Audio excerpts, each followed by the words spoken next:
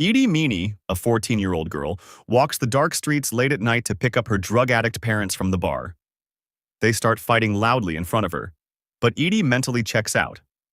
She drives them a short distance before hearing sirens. She pulls over, but her father urges her to keep going, warning that if the police catch them, her mother, who has cocaine hidden in her purse, will end up in jail. He advises Edie to drive like he taught her, and she obeys. 14 years later, Edie, now an adult, is out celebrating her friend baby girl's birthday at a bar. When her card is declined, a nearby man offers to cover it, but baby rudely tells him to get a mint for his breath. Embarrassed, Edie apologizes, and the two head outside. Baby tells Edie she's proud of her for not going back to her bum-ass ex-boyfriend. Edie admits it's been 7 months since she last spoke to him. A car pulls up, and the man from the bar hands Edie his card. Baby notices that Edie seems more interested in his car than in him. The next morning, Edie rushes to get ready for her job at the bank. When her car didn't start, she's forced to take the bus. At work, her boss expresses disappointment in her tardiness. Shortly after, masked robbers storm the bank. Edie drops to the ground like others. She tries to grab one of the robbers' guns. The robber strikes her, knocking her unconscious. At the hospital, the doctor assures her she has no concussion and informs her that the robbers have been caught. Edie mutters, "They should be. They made at least 5 mistakes before they even reached the drawers." The doctor gives her a strange look, but then tells her to take care of herself since she's 3.5 months pregnant. Shocked, Edie can hardly process the news. Later, she visits Baby at her workplace and breaks the news about her pregnancy. Baby is stunned that Edie didn't even know she is pregnant for 3 months. Edie defends herself, explaining that she attributed her missed period to stress. She warns Edie not to tell John, reminding her that he is a criminal, but Edie argues that she used to be a criminal too. She adds that John saved her from a miserable foster life. Baby replies, "You only got pulled into crime because of him." Before leaving, Baby urges Edie once more, "Never call John." An hour later, Edie boards a bus to the community college, but she gets off a few stops after and walks to John's place. She finds his door unlocked and steps inside, only to see John being roughed up by 2 men demanding to know where someone named Leo is. Panicked, Edie leaves, but decides to turn back and help him. Together, they manage to take down the thugs and flee to John's friend Sweetie's house. Suddenly, a man waves a gun at them, demanding to know who they are. John insists they're friends of Sweetie, but the man tells him Sweetie is dead. Moments later, there's a knock at the door. The thugs burst in, killing the man and his girlfriend. Eventually, Edie and John manage to escape through a window. John finds a car key in his pocket, and they jump into the vehicle. Edie takes the wheel, her driving skills razor sharp. After a tense chase, she manages to lose their pursuers and pulls over. She turns to him, furious. "What the fuck did you do, John?" John says nothing. "You've been back in my life for 5 seconds and I'm already in trouble." He pleads with her to not go, then eventually agrees to show her what's going on. Though uneasy, Edie follows him into an abandoned warehouse. Inside, John admits he has someone stashed inside a crate. Horrified, Edie asks how the man can breathe. John reassures her that he poked holes. The man turns out to be Leo. John explains that Leo is a card player who works for Nico. Edie is enraged. As it turns out, Nico had once been her employer back when she was a teenager and worked for him as a getaway driver. John defends himself, saying he only wanted Leo to play 1 game for him, but Leo refused. Leo, furious, continues the story.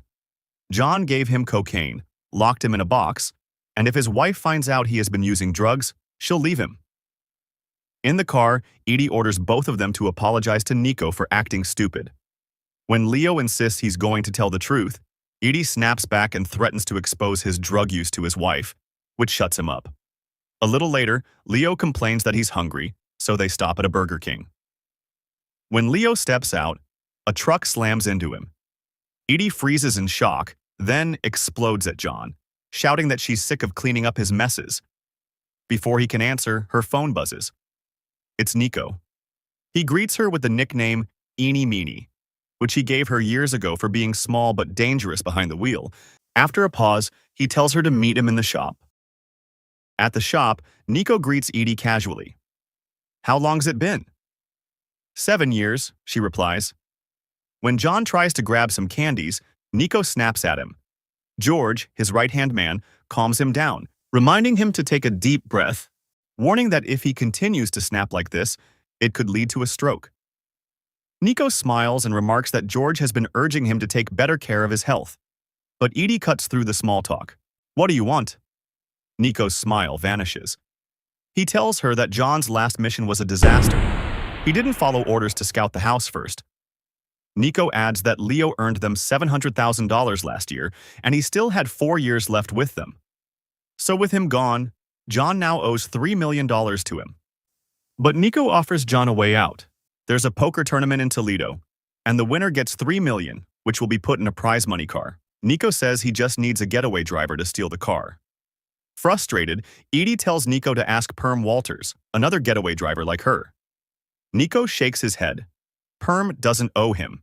In the end, Eenie refuses to do the job. Nico accepts her answer, but casually tells her he has a Haitian hitman stand by to kill John if he failed to get the money by next Friday. Outside, John tries to reassure her. "It won't be that hard. Nico already has 2 guys in the casino." Eenie snaps. "And what do I get out of this?" John answers, "Me, staying alive. I've bailed you out plenty of times." She tells him to stop bringing that up every time. Then she says, "I've been taking care of myself for the past 8 months, staying away from shit like this." John frowns. "Then why come see me 3 months ago? Why show up today?" Eenie has no answer. She walks away as John shouts after her, saying they're written in the stars and that whenever the earth spins, they always come back around. In the end, Eenie agrees to take the job. She asks Nico for money to buy a car to practice with, and he agrees. She then contacts Stilts, the man from the bar, offering him 40 grand for his car. He refuses. Just then, his girlfriend arrives with their baby, telling him to take care of him, but he insists it's not his turn. She points out that he didn't pay child support for 4 months. When she learns that Eenie is ready to offer $40,000 for his car, she tells him to accept it. Shortly after, John bluntly asks Eenie if she's ever slept with Stilts. She answers firmly, "No." "What about other guys?" he presses. Eenie tells him to stop picturing her sleeping with other men. But John says, "Now I am picturing it. You with other men." Disgusted, Eenie snaps, "You're sick in the head, John. You need help?" They arrive at the bar where they're supposed to meet Nico's crew to finalize the plan for the casino heist. Inside, John tries to join a poker game, but the players refuse to let him in. Tempers flare, and he gets into a fight. Nico's men quickly step in, ordering them to knock it off and kicking the men out. One of them, Chaperone, demands that John apologize to Gary, the bar's owner. John mutters an apology, and the group finally sits down. Cole, the casino's head of security, explains that there will be a large number of off-duty cops brought in for the event. Chaperone, the mastermind overseeing the heist and a trusted ally of Nico, outlines how security will roll the money from the vault into the car once the winner claims the prize. Kenny, who works special events at the casino, reveals that the prize car is a Dodge Charger Scat Pack, manual, capable of going from 0 to 60 in just over 4 seconds. The problem, Chaperone points out, is that the car won't have gas in it while it's on display for safety reasons. Eenie suggests they build an identical car and swap it with the prize vehicle. Kenny nods, saying he knows someone who can make that happen. Cole spreads out the map and tells Eenie that if she doesn't want to mow down people during the getaway, she'll need to take the back entrance, the same route the car was originally brought in. Eenie studies the map carefully, already knowing the path won't be easy. When the meeting ends, Chaperone asks Eenie to step into Gary's office for a private conversation. He tells her he knows about her past, the banks she robbed, the jewelry stores, even the time she robbed the home of a football team owner. He admits he's impressed. With all the helicopters and police chasing her, she still always got away. Her missions were flawless. Then he grows serious. He worries about John. John, he says, could drag her down and ruin her perfect record. Eenie stays calm and tells him how she first met John when she was 15. Her foster father had tried to make money by selling her to 2 scumbags, but John intervened and beat them to a pulp. She also admits it was John who got behind the wheel when the helicopters and squad cars swarming them. He drove like hell and saved her life when she was riddled with bullets and unconscious in the back seat. This convinces Chaperone to give John a chance. The plan begins to move forward. Kimmy pays a man to sabotage the casino's prize car, buying them time to switch it out. Later, the crew purchases an identical vehicle and rebuilds it to include the gas. While the others work on the car, Eenie and John return to street racing, winning big money and slipping back into the old rhythm that once made them unstoppable.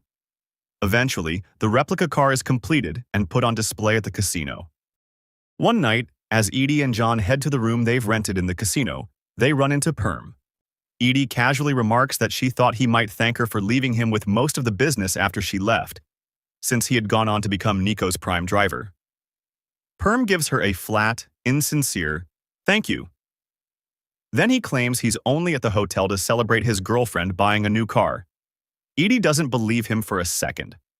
Suspicious, she asks Chaperone why Perm is here and whether Nico put him on the job too. When she doesn't get a clear answer, she calls Nico directly. He insists he has no idea why Perm is hanging around.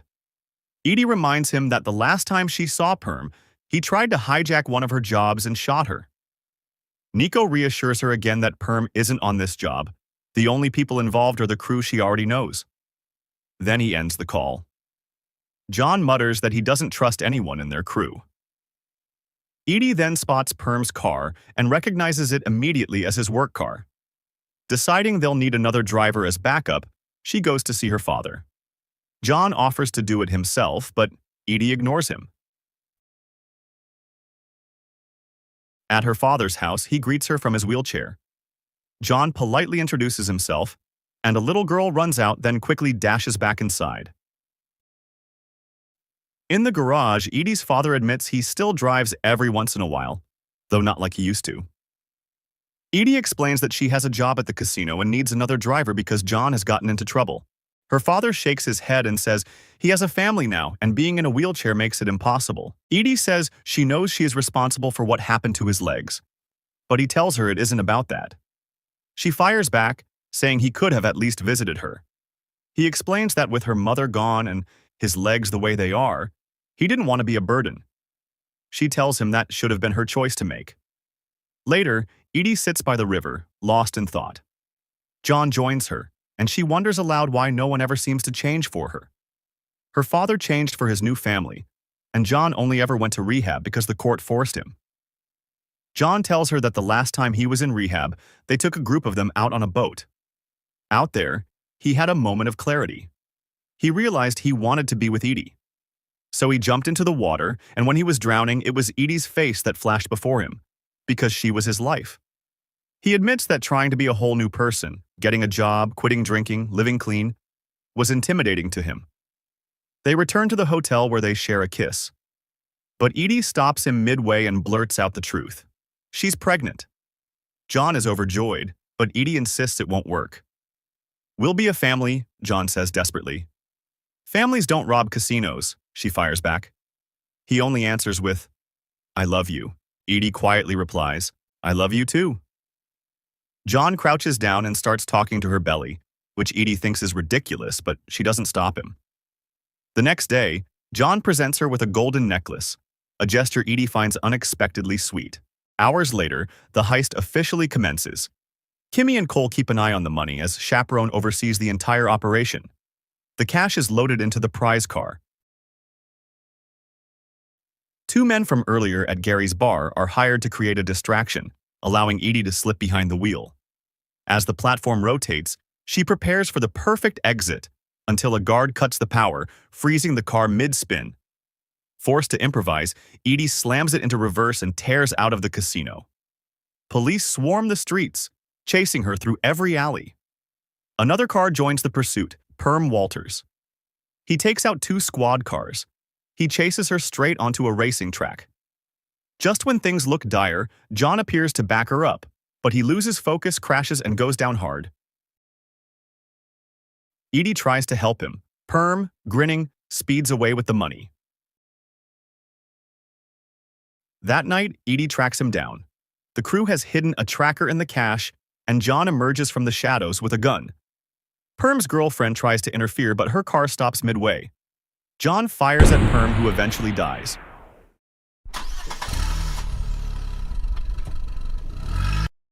Later, they stop to buy some food. John asks Edie, when will they have more children? She tells him to focus on the one already on the way. Then they go to hand over the $3 million. However, John unexpectedly shoots Chaperone and Gary. Edie is shocked, but John tells her it's for their future. She protests, insisting it cannot be like this. He freaks out, his eyes wild, and she urges him to calm down. He whispers that they are written in the stars. With tears streaming down her face, Edie pulls the trigger. She goes to Nico and explains everything, and exposes George for secretly putting Perm on the job. Nico admits he hadn't known, but reveals George has been stealing from him for years. Looking at Edie, he confesses that George is the only person who has ever truly loved him, even more than his wife and children. He offers her 10% of the cut. Edie coolly replies she has already taken 20. Outside, as Edie walks to her car with the money, she hears a gunshot inside. Edie doesn't look back. She walks away with the money to begin a new life. Years later, she comes home from work to a quiet house filled with love, the life she has fought for, at last hers.